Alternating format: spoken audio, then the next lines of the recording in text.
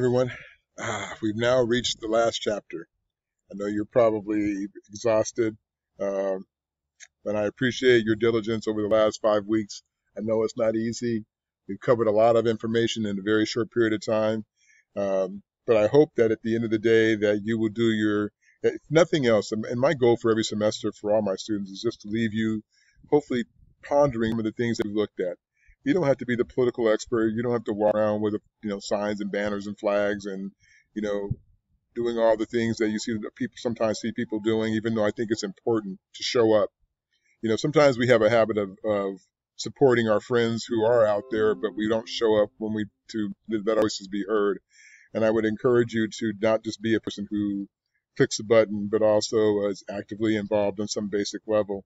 Um, be surprised how much it matters, and that's how we get things done. It's also our way to tell those who's in us who may not be looking out for our interests that, hey, we're watching you, we're holding you accountable. So it's really important that we recognize our role and responsibility in doing that. Um, the last chapter deals with domestic and foreign policy. And, basically what that really entails is that for both domestic, meaning inside the United States, and foreign policy, meaning those things that happen around the world, we have tons and tons and tons of data and books and volumes on every single country on the planet. We also have it internally regarding all the aspects that make our country run and various policies and laws that are enacted to make those things happen. Um, but I would tell you this: one thing that's most important, and throughout the entire you've come to learn, is that it's not one size fits all thing. It's not static either. That our democracy is always in a state of development. You never land at a place and go, "Aha, I've now made it." It's constantly evolving because we're constantly evolving, and so we have to be always aware of those things. That the things that happen around us um, that were true today or may not be true tomorrow. Just like when people try to associate or assess the various iterations of law of the Constitution, things that were written 250 years ago, and you have to understand a lot of things have happened in 250 years. So we have an amendment process to make sure that if things change, that we can amend the Constitution, or things that were interpreted a certain way 250 years ago may not be, or may not, or maybe should not apply the way they did back then today. The world is a very different place. Back then they had muskets, for example. Today we have automatic weapons. What does that mean in terms of the context of like right to bear arms? Who knows? There are a lot of things to be considered in that, but the founding fathers certainly didn't have a vision that we'd have the kind of weaponry we have today looking at that particular issue. So there are things that we have to revisit and reassess as times change. Um, so in that, we have to develop policies to be able to contextualize all these different things and to decide which things are viable and which things are not viable.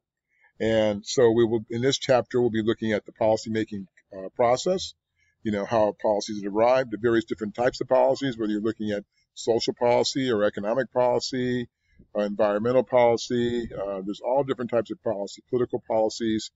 We'll look at all of them. And then lastly, we'll be looking at foreign policy.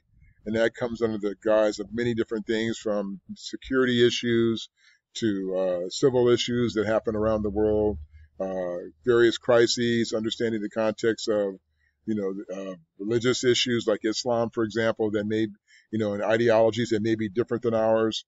We'll talk about the role of the United Nations and trying to be a peacemaker or be the catalyst for peacemaking and compromise in the world, in the global system.